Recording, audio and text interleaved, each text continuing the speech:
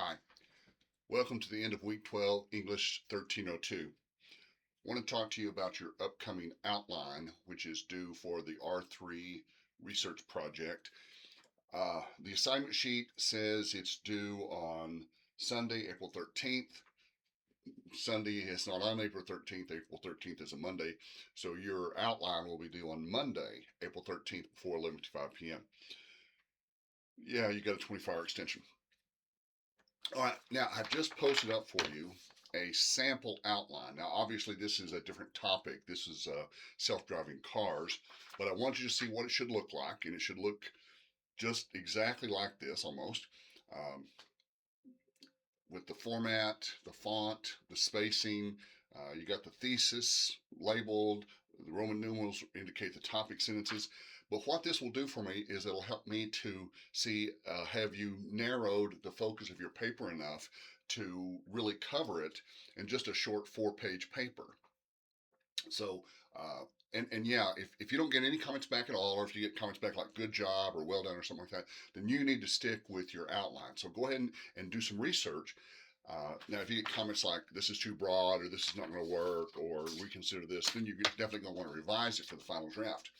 But you also have to you're going to turn in one document that's going to be 2 pages. Don't forget, it's very easy to create a separate page. When you get down to the end of this line, or move your cursor down to the end of this line, just hit Control Enter and it'll create a new page. And you do have to turn in a works cited page, which should look just like that. I've posted an example for you. I will also send a link to the Purdue OWL that will explain it a little bit better. But basically, uh, source evaluation is another big part of this assignment. So not only do you have to narrow the focus of your original topic, but you have to find and use those sources which meet the qualifications for college level academic research. And those are the 4 things we've been talking about all semesters: authority, depth, timeliness, and citation. If it doesn't have an author, then it's no good. If it has no author, it has no authority, obviously. The depth, it needs to come from a source. You don't have to read the whole book or the whole journal article, but it needs to come from a source that's going to be long enough to really cover the topic that you're looking at. So if you're trying to use like a newspaper article or a pamphlet or a Wikipedia or an encyclopedia article, those don't contain enough depth. They would not meet that criteria. Timeliness. We want something new because knowledge changes, information changes. As we do new research, we find out new information. So something published from 2001, 25 years ago, is going to be less reliable than something published in 2021. So the more recent, the better. 5 years is really good. 10 years is okay. But yeah, make sure your source has timeliness. And then citation simply means, was your source cited by somebody else, or does it cite somebody else in the paper itself? Either one, I don't care. And there's no minimum on it. Well, there's only one minimum. You don't have to have 10 or 15. If you'll just have one citation, or if your source that you use will have one citation, that's fine with me. Okay. And of course, you can tell all of this if you use Google Scholar. You can tell all that on the page that pulls up the hits. You don't even have to open the link. It'll just tell you number of citations, date of publication, who the author is, and the type of publication it is, which will tell you if it has depth or not. There are other academic search engines. Uh, like Microsoft Academic is one, B4 is one, Journ is one. There's like 10 or 15 of them out there.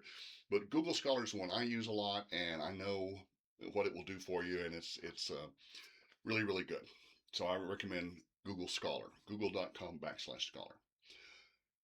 Last night we got into a really good discussion. I wish everyone could have been there. I wish we had videotaped it, about narrowing down the focus.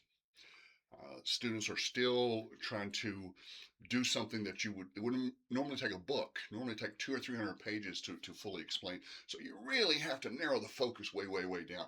The problem is you start doing research and you see these broad topics because they are using books to fully explain it, or they're using a 30-page journal article to fully explain it. But yours is only going to be 4 pages. So you really have to narrow in. You got to focus like a laser beam on just something really, one specific aspect of your topic. For example, higher ed in the United States. If you wanted to do the day-to-day duties of a college president, for example, that's too broad. Um, but if you if you want to do that one, you would probably focus in on the day-to-day duties of the college presidents of Harvard, of University of Wyoming, and Midland College. And each one would be its own separate body paragraph, and you just kind of summarize it. And then, of course, your conclusion would kind of deduce, would kind of filter out and draw the logical deduction that all college presidents have a huge variety of daily activities. I doubt they ever have 2 days that are the same. But now once you get to that, then you don't leave with the conclusion. This is not a murder mystery, so you're not saving the exciting ending till the very last page. You're going to go ahead and put that same main idea as your thesis. And so the last sentence of your introduction, or this sentence on the outline, if I can find it, the sentence labeled thesis would be college presidents have a wide variety of daily duties, or the daily duties of college presidents at Wyoming, University of Nebraska, and South Plains College have a lot of diverse features, something like that. But anyway, yeah, really narrow the focus down, really zoom in to something that seems almost too specific to write 4 pages about, because if you get something that's really, really specific, then you can just use 3 different examples from 3 different colleges. And remember, the United States has more than 1,600 colleges and universities, so you got plenty to choose from there. And if you're looking at something that's going to be like a historic part of higher education, like if you want to look at hauntings, then you want to look at older colleges and universities, or traditions. The older college is, the more traditions it's going to have. But yes, just remember that some colleges are much, much older than other colleges. Most community colleges, like South Plains, have only been around for about 50 years. Harvard's been around for about 300. So consider that in doing your research, and just remember to use your good judgment in deciding your focus and like that. But anyway, yeah, so be sure that your outline, which is due Monday before 11:55 p.m., looks like this, and I will get those marked up and graded and back to you as quick as I can, so you can continue your research on the paper, which is due Sunday, April 19th at 11:55 p.m. If you have questions, please drop me an email. Remember, we're not using Blackboard Messenger. Drop me an email, jfly@southplainscollege.edu. Good luck.